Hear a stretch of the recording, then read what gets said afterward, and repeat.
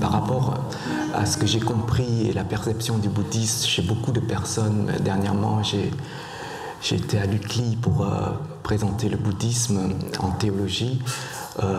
Il y avait beaucoup de questionnements sur ce terme-là par rapport à ce qu'on pourrait nous comprendre.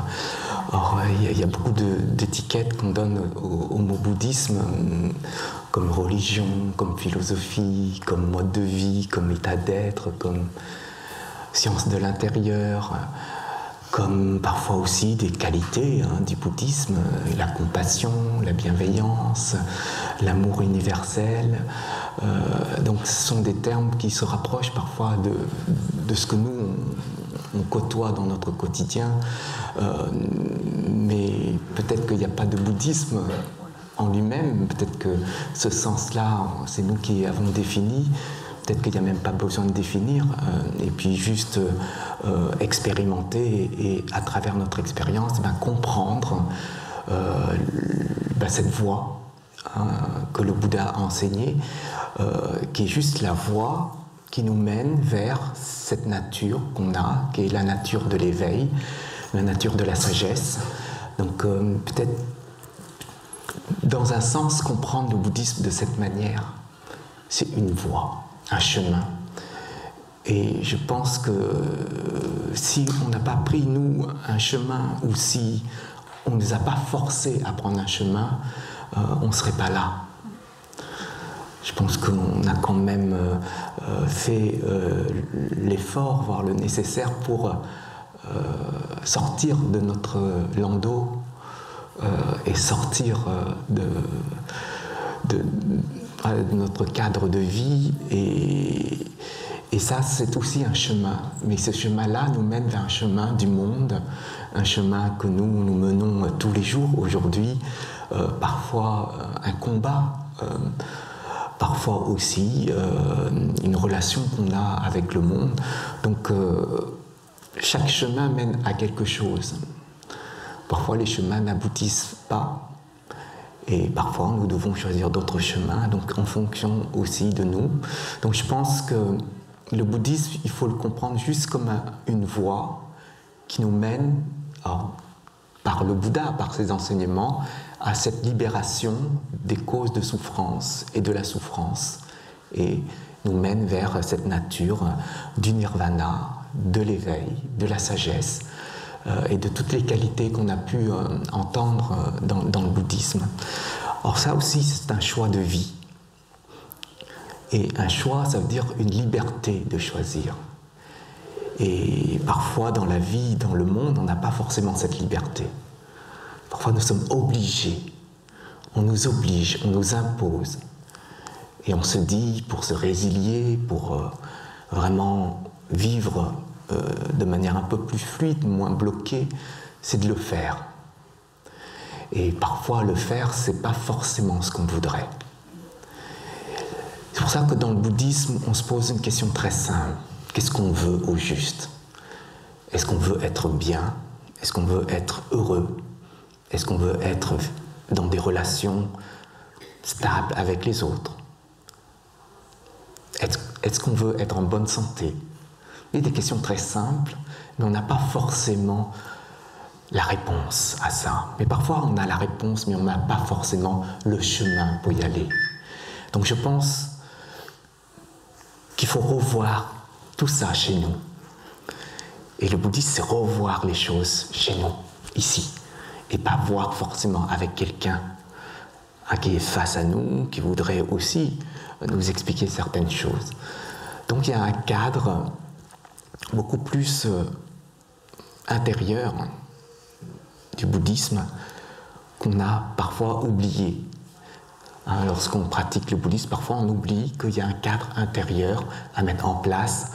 Souvent, on regarde que le cadre extérieur. Et le cadre extérieur, je pense qu'on a assez d'expérience avec ce cadre-là. Et ce qui intéresse, en fait, la voie du Bouddha, c'est ce cadre-là intérieur qu'il faut mener de front, c'est-à-dire ne pas fuir. Il y a des choses qui sont bien chez nous, il y a des choses qui ne sont pas bien chez nous, mais souvent, quand c'est pas bien, on fuit. Quand c'est bien, bon, on est heureux, on est content quand c'est bien chez nous, mais quand c'est pas bien, on n'essaie pas de régler ce qui n'est pas bien. Donc ça nous demande aussi un effort donc pour revenir à ce qui est essentiel de la vie et reclarifier tout simplement ce cadre de vie qu'on mène dans cette vie. Bien sûr, le bouddhiste, lui, il traverse aussi des lois. La loi du karma, la loi de l'impermanence, la loi de ce qu'on appelle l'inter-être ou l'interdépendance en fait entre les êtres. Donc on a ces lois qu'on doit aussi mettre en place sur notre chemin, parce qu'un chemin sans règles, sans loi, sans discipline, eh bien, ne peut pas nous aider à progresser. Quand vous méditez, si vous n'avez pas de discipline dans votre posture, eh bien, vous ne pourrez pas progresser. Il faut avoir une discipline. Donc c'est la première base du bouddhisme, c'est la discipline. La deuxième base du bouddhisme, c'est cette discipline qui va nous aider à recadrer ce qui est agité chez nous. Grâce à une discipline, c'est une protection, entre guillemets, un cadre. On pourrait mettre en place ce cadre-là et à revenir sur ce qui est stable en nous. Je pense que même quand on médite, tout à l'heure j'ai eu une discussion avec une personne qui me disait, quand je médite, j'ai sans arrêt de l'agitation, sans arrêt voilà, les flux ici de pensée, les flux de réflexion qui traversent ici, et donc je ne suis pas forcément dans la stabilité, surtout dans une agitation. Et je pense que nous, on doit aussi faire face à ça, parce que c'est l'agitation intérieure, c'est notre agitation, et comment nous fonctionnons. Donc c'est une question fondamentale quand même, lorsqu'on se pose cette question, comment nous fonctionnons intérieurement, c'est aussi un moyen pour nous découvrir. Si nous ne savons pas comment nous fonctionnons, à un moment donné, ça va être compliqué de se gérer. Si vous ne savez pas comment fonctionne une machine, vous ne saurez pas comment gérer si elle tombe en panne. Et ça, c'est une logique d'une évolution. Donc c'est cette logique-là que le Bouddha a enseignée au cours de sa vie. Donc bien comprendre que le Bouddha est un être humain qui est apparu dans ce monde il y a plus de 26 siècles, et qui a pris comme base d'enseignement lorsque ce prince est devenu le Bouddha historique, sur la souffrance. Cette base-là, c'est sur les 4 nobles vérités, sur la souffrance, donc l'existence de la souffrance. Alors, on peut se mettre devant une méditation sur soi et puis lister tous les types de souffrances qu'on a au cours de notre vie, alors peut-être une vie qui est récente, du passé, voire aujourd'hui, je vais noter que j'étais en colère, que j'étais stressé, que j'étais jaloux, que j'étais dans la douleur, que j'étais triste, et aussi noter les espaces où vous êtes heureux. Il n'y a pas que la souffrance, il y a aussi ces espaces où on retrouve le bonheur, dont on peut noter aussi ces moments où nous sommes dans cette forme de bien-être intérieur, de bonheur intérieur. Donc ça nous aide aussi à voir clairement notre schéma sur nos états. Et quand nous voyons un schéma sur nos états, c'est comme si on faisait un schéma avec des flèches et noter nos états. Alors, il y a des états plus forts, moins forts. Donc on peut faire ce schéma de nos états et prendre conscience. Il y a des schémas qui vont nous aider à nous apprendre sur soi. Il y a d'autres où ça va nous apprendre à ignorer, d'autres à accepter, d'autres à se changer. Et donc c'est aussi une forme de méditation quand on fait ce travail de schéma sur soi. Donc l'existence de la souffrance, c'est quelque chose qui est vrai.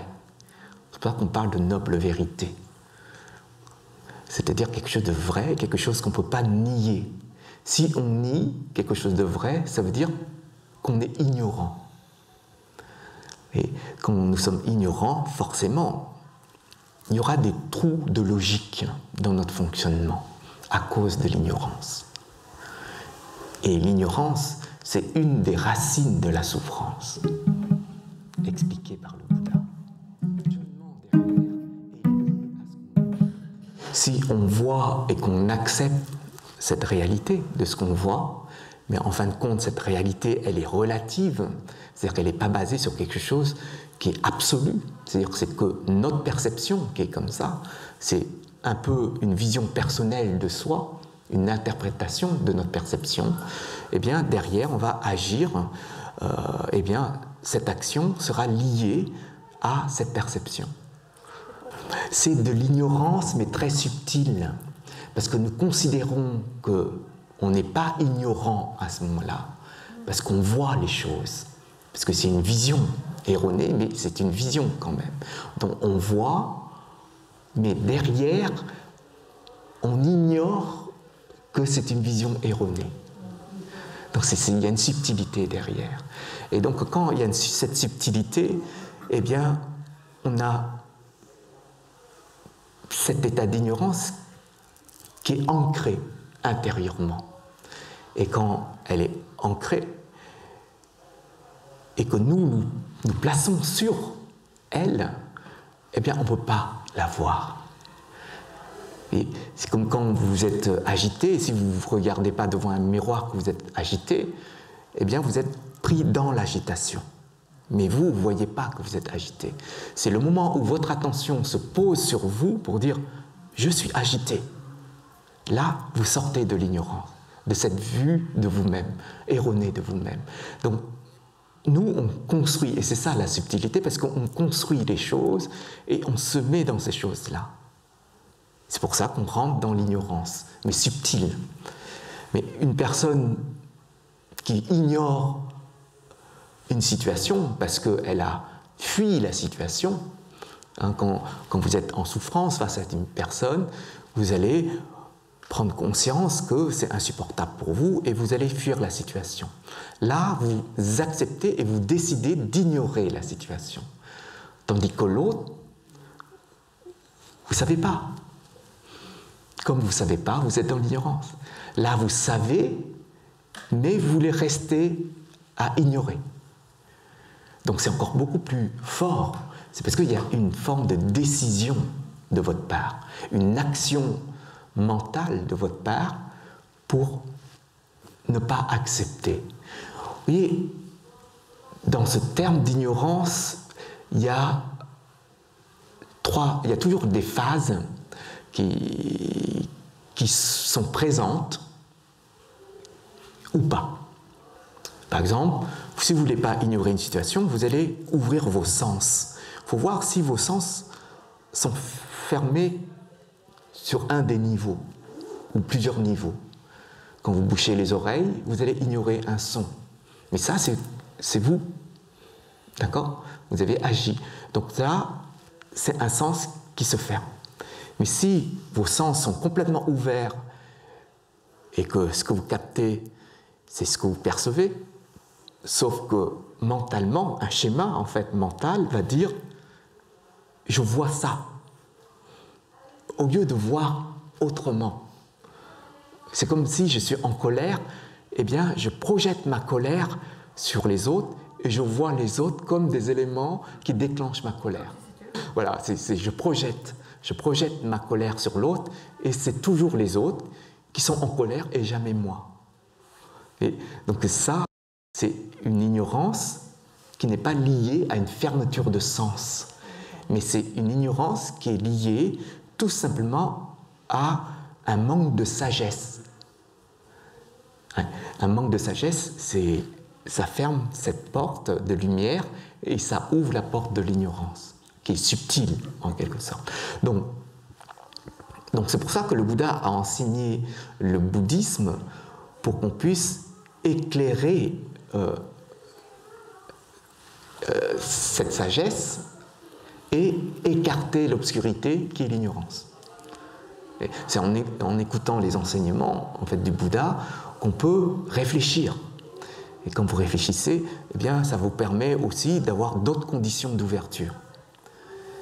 Donc vous allez vous poser des questions, pourquoi il a dit cela, pourquoi c'est cette logique-là, pourquoi il y a cette loi de causalité, pourquoi ici j'ai accepté le karma, la loi du karma, et ici j'ai pas accepté la loi du karma. Ben, vous voyez, il y a des moments où on accepte la loi du karma parce qu'on est heureux de l'accepter. Mais quand on n'est pas heureux et que c'est trop intense au niveau douleur chez nous, eh bien on n'accepte pas. Ainsi, c'est relié, un événement est relié à soi. Par exemple, la perte d'un enfant, si l'enfant il est jeune, eh bien on ne va pas pouvoir supporter. On va dire que c'est pas juste. Quand vous dites c'est pas juste, c'est que vous n'allez pas accepter la loi du karma. Parce que la loi du karma, c'est la loi la plus juste. Donc, le moment où vous considérez que le monde extérieur, que les situations qui vous arrivent sont injustes, c'est dites-vous, à ce moment-là, vous n'avez pas appliqué la loi du karma et que vous allez refuser d'appliquer la loi du karma. Et c'est ce moment-là où vous allez souffrir. Et donc c'est quand même important de considérer ce qui est vrai, vrai, et ce qui est faux, faux. Il y a dans le Dharmapada en fait, du Bouddha, il disait une personne qui voit quelque chose de vrai, dans quelque chose de vrai absolu, et qui considère que c'est faux, eh bien, rentrera toujours dans un cadre de souffrance. C'est que vous allez toujours vivre dans quelque chose qui est un mensonge pour vous. Et donc forcément, quand la mort vous frappe, vous dites non, je ne veux pas. Vous voyez, la mort, c'est quelque chose de vrai, c'est une vérité absolue. Mais vous n'acceptez pas. Vous dites non. Moi, je considère que la mort, c'est pas vrai. Je n'accepte pas la mort. Donc vous allez rentrer dans un cadre d'ignorance et derrière, il y a de la souffrance. C'est pour ça que le Bouddha disait la mort, c'est un état qui crée pas mal de souffrance chez les êtres, qui fait partie en fait des 8 souffrances universelles de ce monde, comme la vieillesse. Alors, tout le monde, si on continue à vivre, on va vieillir à un moment donné. Donc si on n'accepte pas que l'état de vieillesse implique derrière des conséquences sur notre corps physique, des conséquences aussi sur nos sens, des conséquences peut-être sur notre mental, sur notre mémoire, des conséquences aussi sur le lien qu'on a avec les autres, avec le travail. Et des fois, à tel âge, c'est difficile de trouver du travail. Donc, il y a cet état de vieillesse qui est une étape de la vie que le Bouddha considérait comme aussi une souffrance universelle de ce monde. Les choses fonctionnent comme ça. Que ce moi ou une autre personne, ce sera la même chose. Parce que les choses évoluent dans ce sens-là. La maladie est aussi une souffrance universelle. Vous demandez à n'importe qui, est-ce que tu veux avoir le cancer? Oui, parce que c'est une souffrance universelle, dans le sens où on n'aime pas être malade. Quand vous voulez organiser un voyage, vous souhaitez que le moment où vous allez partir, que vous soyez en pleine forme, même durant tout le voyage. Parce que vous voulez profiter un maximum de votre voyage. Et parce que nous, on a besoin d'être clair ici, à ce niveau. Mais il y a des étapes de notre vie qui disent « moi j'évolue comme ça ». Donc après, est-ce que ici, en fonction de comment est l'évolution, ça va être clair ou non? Quelqu'un qui accepte la maladie, même si il a le cancer, il sera heureux. Quelqu'un qui n'accepte pas la fièvre et qui n'est pas heureux dans cette maladie, eh bien, il va souffrir. Oui, ce n'est pas lié à la maladie, le bonheur ou la souffrance. C'est lié à comment on voit le bonheur ou la souffrance. C'est comment vous percevez la maladie. Si vous percevez que la maladie est un moyen d'être en arrêt maladie, ce sera le bonheur. Et si vous considérez que la maladie est un blocage pour voyager, ce sera la souffrance. Donc, c'est ça qu'il faut se rendre à l'évidence, d'où ces souffrances universelles. La naissance aussi est une souffrance. Nous, on ne perçoit pas la naissance comme une souffrance, parce qu'on voit la naissance comme une joie, comme un bonheur. Mais la personne qui porte l'enfant, demandez à cette personne si c'est un vrai bonheur. Et demandez à ce nouveau-né si c'est un vrai bonheur de naître. On n'aura jamais la réponse. Mais ce qu'on sait, c'est que ce nouveau-né pleure à sa sortie.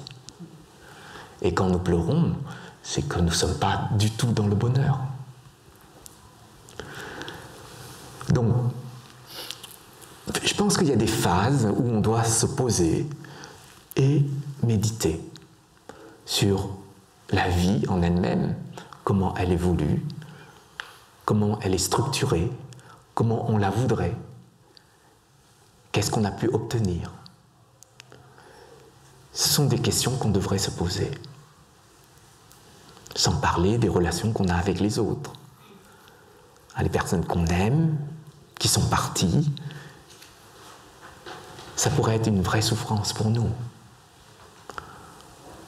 Les personnes qu'on déteste, qui sont toujours face à nous, c'est compliqué. Dans une relation, quand vous êtes en couple, dans une relation, il y a des moments où c'est la joie, d'autres moments où c'est pas la joie. Et que des fois, on dort chacun de notre côté. Pourtant, on vit sous le même toit. Donc, il y a aussi des relations qu'on a avec les autres qu'il faut aussi reconsidérer. C'est pour ça que le Bouddha disait, vous allez créer une relation avec une personne, vous en souffrez, vous êtes heureux, pourquoi vous fuyez? Aujourd'hui, on préfère vivre tout seul chez nous. On n'est plus tranquille.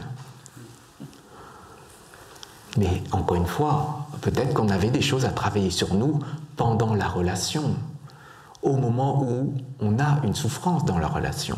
Peut-être qu'il y a un vrai enseignement sur notre manière de fonctionner qu'on devrait prendre conscience à ce moment-là.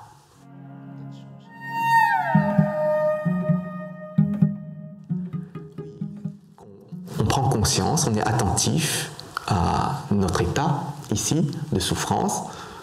C'est qu'une partie. C'est l'ignorance, en fait, de cette conscience mentale.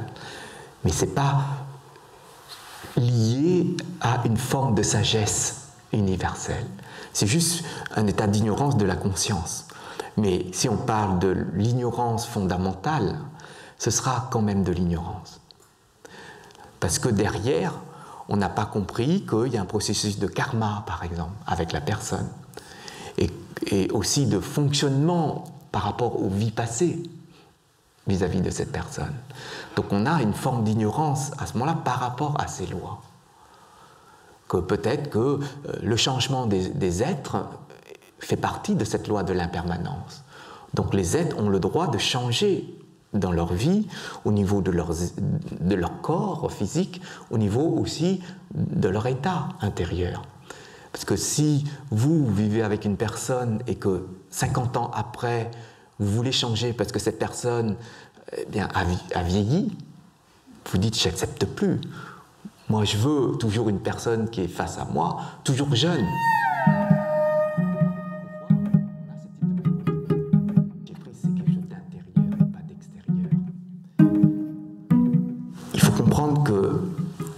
relation, c'est karmique. Si on veut changer cette relation karmique, on doit changer notre intérieur. Le vrai travail d'un pratiquant, c'est-à-dire une personne qui rentre dans cette voie de l'éveil, c'est je prends conscience que je souffre. Je souffre, pas l'autre me fait souffrir. D'accord ? Je prends conscience que je souffre.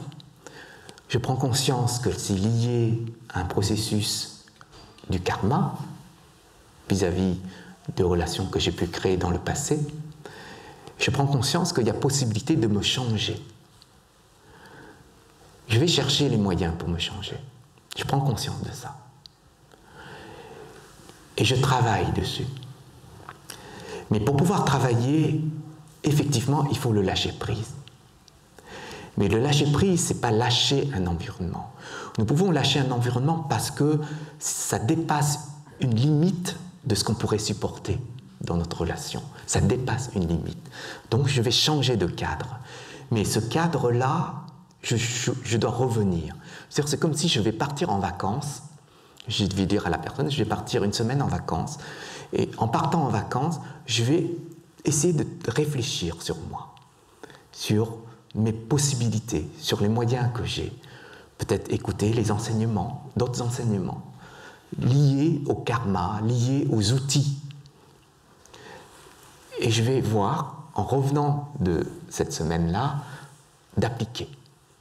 Je vais appliquer ça chez moi et je vais voir comment les choses fonctionnent. Et si je vois que ça ne fonctionne pas, ça veut dire que l'outil que j'ai utilisé n'est pas du tout adapté. Donc si il n'est pas adapté, je vais voir à nouveau d'autres outils. Peut-être que l'outil n'est pas adapté parce que j'ai utilisé dans un sens et que je pouvais utiliser dans d'autres sens, sous d'autres formes. Donc l'outil, par exemple, de la parole, c'est un outil, la parole. On pourrait l'utiliser sous d'autres formes. Notre manière d'utiliser la parole, les mots qui sont utilisés à ce moment-là, ou les phrases qui sont construites face à la personne, peuvent changer, peuvent ouvrir autre chose. Donc si je reviens avec toujours un schéma mental, mais l'outil que j'utilise est peut-être nouveau, mais mon schéma mental ici, il va toujours dans la même direction. Donc l'outil que je vais utiliser, ce sera toujours dans la même direction, même si on a changé d'outil. Une personne qui a toujours une voix qui est posée, douce, quel que soit le type de situation qu'elle rencontre, elle va toujours utiliser cet outil, parce que c'est toujours sa direction. Mais une personne qui a un peu plus de sagesse, dans cette situation, elle va utiliser cette douceur. Mais dans d'autres situations, elle ne va plus utiliser cette douceur. Elle va utiliser une manière en fait, de trancher les choses, d'expliquer aux autres. Donc tout dépend de la personne, de la situation qu'on a en face de nous, et on va ajuster, adapter. Peut-être qu'on aura toujours le même outil dans notre vie, mais on va utiliser sous différentes formes. C'est pour ça que le Bouddha expliquait que si vous avez l'outil qui est la compassion, vous pourrez l'utiliser sous différentes formes. Si vous avez l'outil de la sagesse, vous avez aussi une possibilité d'utiliser sous différentes formes.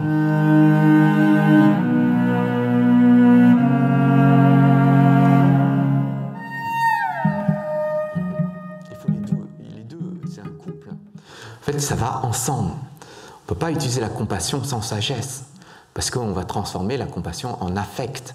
On sera affecté par la situation.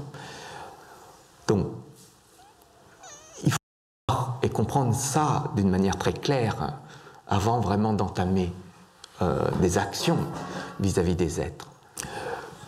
C'est de l'entraînement, hein, bien entendu. On s'entraîne, on change, on modifie.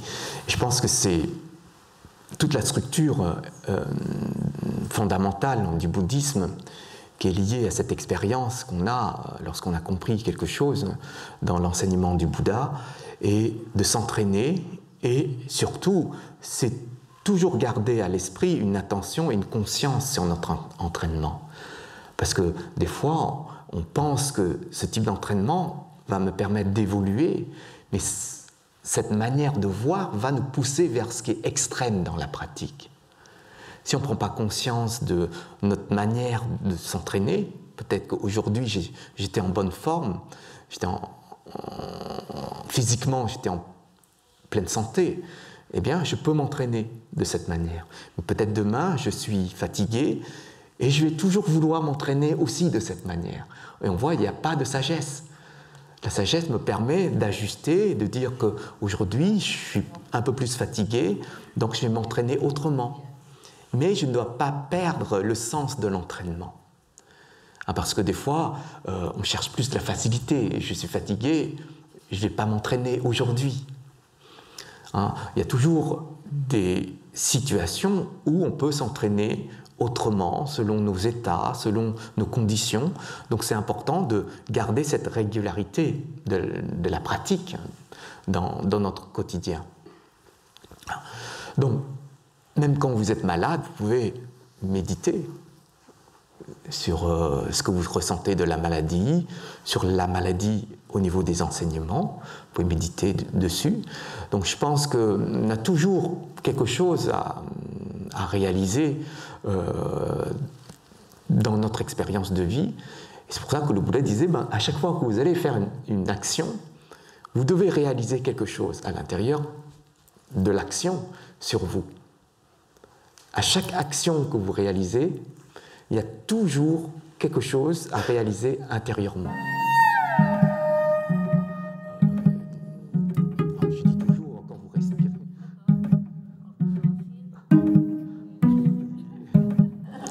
Il y a toujours une conscience, en fait, à l'intérieur de toutes nos expériences. Parce que quand vous allez regarder un film, n'importe quel type, même si vous choisissez le type de film, si vous êtes quelqu'un de romantique, vous allez regarder un film romantique, ou la vie du Bouddha, si vous voulez, vous devez voir à ce moment-là comment et intérieurement les choses fonctionnent.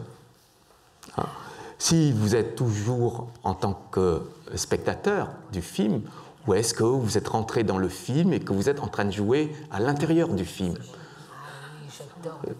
Donc ça aussi, c'est une prise de conscience en fait sur nos schémas. Donc c'est aussi une forme de réalisation qu'on peut accepter chez nous. Donc tout ça, ça nous donne des pistes pour mieux se connaître. Donc tout type d'action qu'on réalise, c'est aussi une forme de compréhension et de connaissance de soi.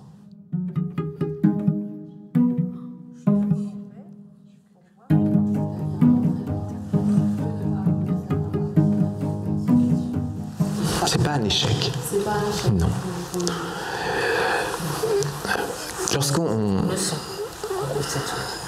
plantait un manguier, je ne sais pas combien de temps est-ce qu'on aura le fruit et que le fruit tombe pour un manguier. Supposons qu'il faut attendre, je ne sais pas, 1 mois et demi pour avoir le fruit et que le fruit soit mûr et il tombe. Vous allez planter votre manguier et vous entretenez l'arbre pour obtenir le fruit, mais vous ne voyez pas le fruit sortir. Au bout d'1 semaine, vous voyez, il n'y a pas de fruits, pas de fleurs pour l'instant. Est-ce que c'est un échec? Non, parce que vous savez qu'un manguier, il faut 1 mois et demi. Donc il y a une connaissance derrière. Il y a une connaissance intellectuelle sur l'histoire du manguier et de son fruit. Tandis que quand vous allez pratiquer, vous allez utiliser des outils, vous ne voyez pas de résultat. Mais ce n'est pas parce que vous ne voyez pas de résultat qu'il n'y a rien qui a changé, que les conditions n'ont pas bougé.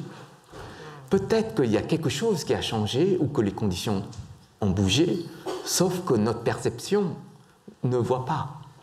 C'est pour ça que des fois, il y a des personnes qui disent « ça fait 3 mois, 4 mois, 6 mois que je pratique la méditation, je ne vois pas d'évolution. » Après, ils se disent, en fin de compte, je laisse tomber. C'est une forme d'ignorance parce qu'on est impatient. Et quand nous sommes impatients et que nous pratiquons l'impatience, c'est de l'ignorance. Parce que la non-ignorance, c'est la patience. Donc si nous sommes face même à 10 ans de pratique de méditation et que ça n'aboutit pas, parce que notre schéma d'aboutissement doit être dans ces conditions-là, dans ces résultats-là. De toute manière, les choses évoluent et changent, que ce soit dans le bon sens ou pas le bon sens. Nous, on voudrait toujours dans ce sens-là, avec ce résultat-là. Donc on fait une fixation dessus. Et comme on pourrait nous dire « mais tu as évolué », nous, on ne voit pas l'évolution dans ce sens-là. Et donc pour nous, on n'a pas évolué. Un chemin, ce n'est pas « j'agis et j'ai le résultat ». Ce n'est pas binaire. Un chemin, il y a une progression. Qu'elle soit rapide, lente, il y a quand même quelque chose qui a changé. Chaque instant qui passe est un changement. On ne pourrait pas dire que nous, on n'a pas évolué. Se dire qu'on a évolué, c'est aussi admettre que les choses vont changer, on a changé. Mais sauf que j'ai encore gardé en moi une forme de souffrance, un état de mal-être. Voilà, même quand je médite, même quand j'applique les outils, même quand je fais mes prosternations, je vois toujours mon lourd karma me frapper derrière mon dos. Et je me dis, on m'avait dit que si je me prosternais, il va s'alléger. On m'a expliqué comme ça par cette pratique de prosternation. Donc, je dois me dire aussi qu'on m'a expliqué parce que j'ai confiance, c'est pour ça que j'ai fait. Mais ça ne veut pas dire que ma fixation pour dire ça va m'alléger tout de suite. C'est parce que je suis impatient de valider rapidement en fait, ma souffrance que je veux que les choses en fait, disparaissent rapidement. Donc, je pense qu'il y a une reconsidération de tout ça, de nous-mêmes et de notre manière de fonctionner par rapport au bouddhisme. Parce que le bouddhisme, il ne ment pas aux gens. Le Bouddha, ce n'est pas un menteur par rapport à ce qu'il a enseigné. Il a simplement expliqué ce qu'il a vu, ce qu'il a perçu, ce qu'il a compris, ce qui est ce processus-là des phénomènes et la logique de ces phénomènes. Et rien de plus. Mais nous, on peut interpréter, on peut comprendre à notre façon. Et ça nous dirige vers d'autres états, parce qu'on n'a pas guéri nos propres états intérieurs, et qu'on applique derrière eh bien, toute cette structure du bouddhisme. Pour ça, avant d'appliquer quoi que ce soit, il faut déjà nettoyer, faire le ménage. Hein, quand vous voulez mettre de l'eau propre dans un verre, vous devez nettoyer votre verre. Votre verre est sale, vous ne pouvez pas mettre de l'eau propre dans un verre sale. Donc avant de mettre une sagesse qui est pure, une qualité qui est pure intérieurement, eh bien, il faut déjà nettoyer. Et le travail d'un pratiquant, c'est déjà de nettoyer avant d'appliquer. Nous, on fait parfois à l'envers. On va tout de suite appliquer. J'ai beaucoup de compassion, donc je vais donner ma compassion aux êtres, je vais agir pour les êtres, mais sans savoir que j'ai encore des choses à régler ici. Je dois m'occuper par exemple de mes enfants, de mes parents, de mon mari, de ma santé, et je me laisse en fait cette motivation, cette envie de vouloir aider les autres avant de me guérir ici. Donc il faut être attentif à ça, être vigilant sur notre manière de fonctionner avant d'agir pour les êtres. Parce que n'oubliez pas, vous donnez aux êtres ce que vous avez. Donc quand vous êtes heureux, vous allez donner pleinement aux êtres. Mais quand vous êtes triste ou quand vous êtes en souffrance, vous allez donner ça aux êtres. Parce que vous forcez, vous dites, même quand je suis en souffrance, je vais quand même donner aux êtres. vous allez donner aux êtres la souffrance. C'est pour ça que quand on fait la cuisine, si on fait un gâteau, un plat, eh bien on doit aussi voir qu'est-ce qu'on donne dans ce plat. Et c'est aussi une manière de fonctionner. Vous dites là, je suis heureux. Quand vous faites la vaisselle, dites pas que c'est une corvée.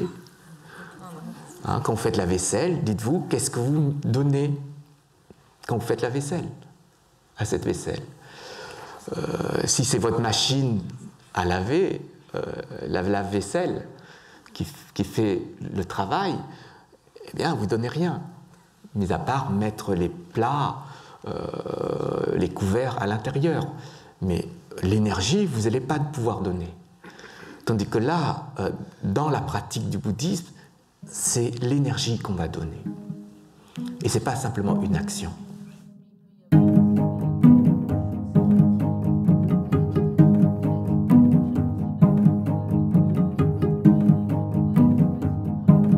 Je pense qu'on peut toujours aider les autres, mais de différentes manières.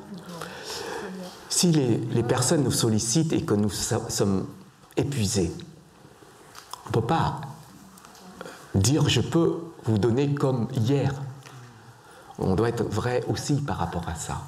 En fait, notre manière d'agir, notre manière aussi de réagir face à une situation doit être formée de ce qui est authentique chez nous. C'est-à-dire, on ne peut pas se mentir à soi-même, ni mentir à l'autre. Si nous ne pouvons pas aider parce qu'on n'a pas cette force, ni ce mental, ni cette motivation, il faut être clair par rapport à ça. C'est pour ça que ça nous demande aussi un discernement sur nous. C'est une forme de sagesse sur nous-mêmes. Donc, grâce à ce discernement, on pourra expliquer à l'autre comment on va pouvoir l'aider. Mais on ne va pas arrêter d'aider. On va peut-être l'aider par notre pratique, par nos dédicaces, par nos souhaits, tout simplement, ou par notre présence. Donc, je pense qu'il faut aussi de la sagesse vis-à-vis de nous-mêmes et la compréhension de l'autre côté. Mais si de l'autre côté, les personnes ne comprennent pas, parce qu'ils ont tellement l'habitude, parce que nous, on a donné cette habitude. Ce qui veut dire que quand on donne l'habitude aux autres, on rend les autres dépendants de nous. Donc on avait un manque de sagesse dans notre manière de fonctionner pour les autres. Donc ça aussi, c'est un enseignement sur réajuster notre manière de fonctionner. Donc tout ça, ça fait partie de la voie et ça fait partie aussi de l'évolution.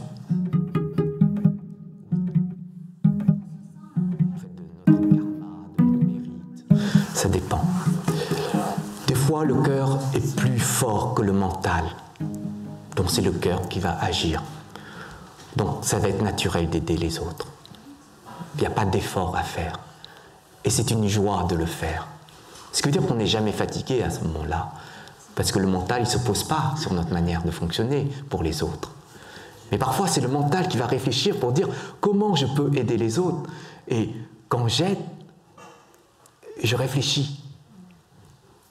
Ce n'est pas l'énergie du cœur, la qualité du cœur. C'est-à-dire, la qualité, elle est là, le cœur est là, sauf que le cœur, lui, il n'a pas confiance en lui, il va toquer à la porte du mental pour dire « rentre dans un processus de réflexion et rassure-moi que ma manière de fonctionner, ce sera vraiment la manière d'aider les autres. » Ça dépend de nous. Ça dépend aussi de comment on a nourri, grainé les qualités et cette ouverture vis-à-vis des êtres par rapport à la sagesse. Parce que quand le cœur parle beaucoup et ça ne passe plus par l'analyse du mental, eh bien le cœur se laisse affecter par la situation, parfois même infecté par la situation. C'est pour ça qu'on peut être fatigué. Quand on rentre chez nous, qu'on aide les gens toute la journée, on rentre, on a pris la souffrance des êtres, l'énergie de souffrance des êtres, on a quand même pu faire ce qu'on veut pour les aider. Mais nous, on a pris aussi un coup. Donc, ça, il faut revoir. Il faut revoir. Hein. Ça, il faut revoir qui nous sommes, comment nous fonctionnons, Mais le Bouddha, il est très clair par rapport à ça. Il faut toujours la sagesse à l'intérieur du cœur. C'est-à-dire la sagesse, c'est pas placé au niveau du cœur, c'est pas placé au niveau du mental. C'est cette nature qui est intérieure. C'est cette nature qui va couvrir le cœur et le mental. Et donc quand on n'a pas cette sagesse-là, c'est-à-dire que cette sagesse, elle est encore tellement enfuie à l'intérieur de nous et qu'elle ne peut pas sortir de cette couche-là, eh bien, nous sommes obligés de passer d'ici à ici, ici à ici. C'est pour ça que ça nous demande non pas uniquement ce niveau, mais ce niveau ici aussi. Celui qui a la sagesse, il n'a plus besoin de passer ici, il va agir simplement. Il va agir avec cette nature-là. Donc il va traverser le cœur, qui va traverser par l'amour, la bienveillance, la compassion, la générosité. Il va traverser ici pour expliquer aux autres, pour montrer aux autres les outils, comment utiliser les outils. Donc il voit en même temps les différents angles qu'on pourrait utiliser les outils face à telle ou telle situation. Donc il va comprendre toute cette largeur des choses simplement parce qu'il a cette lumière qui est la sagesse.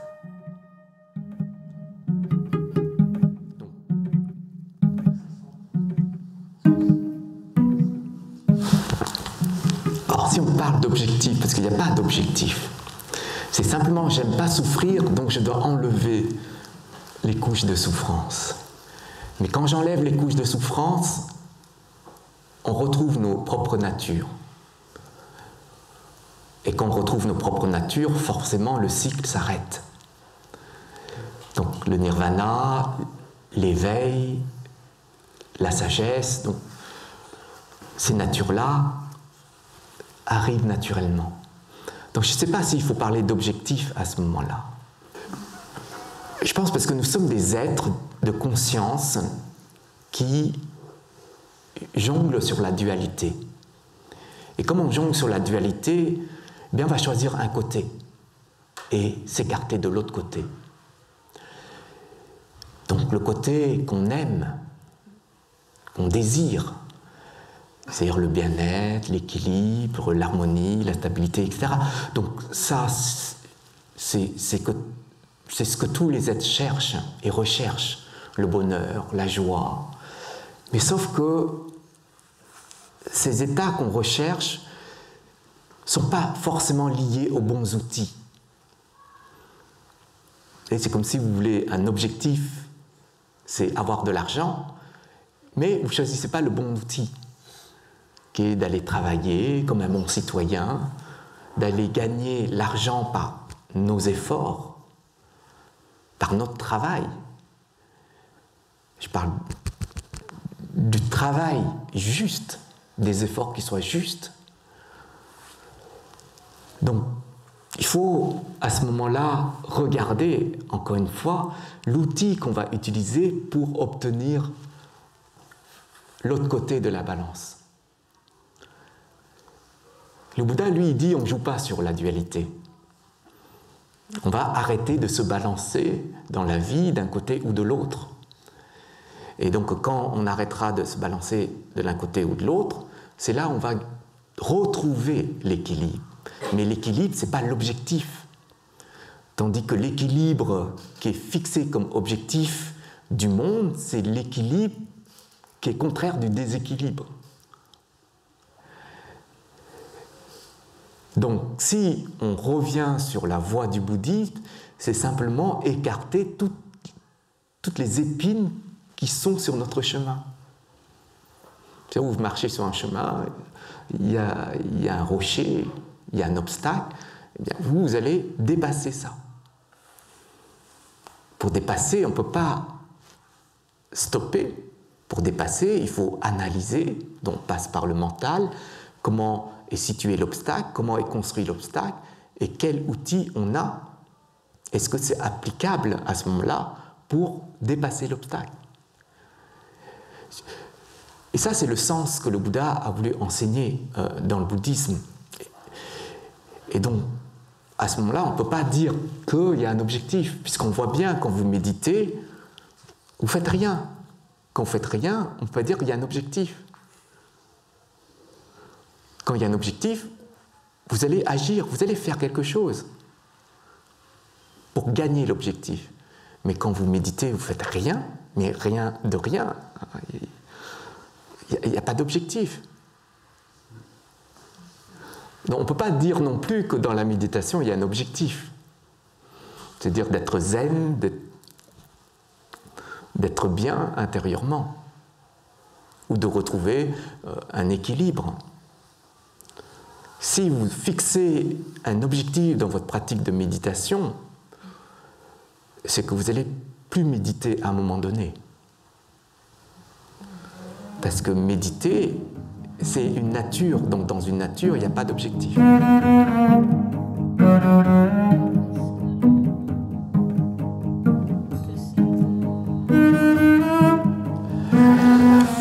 Ça dépend où est-ce qu'on se place sur la balance, qu'on accepte.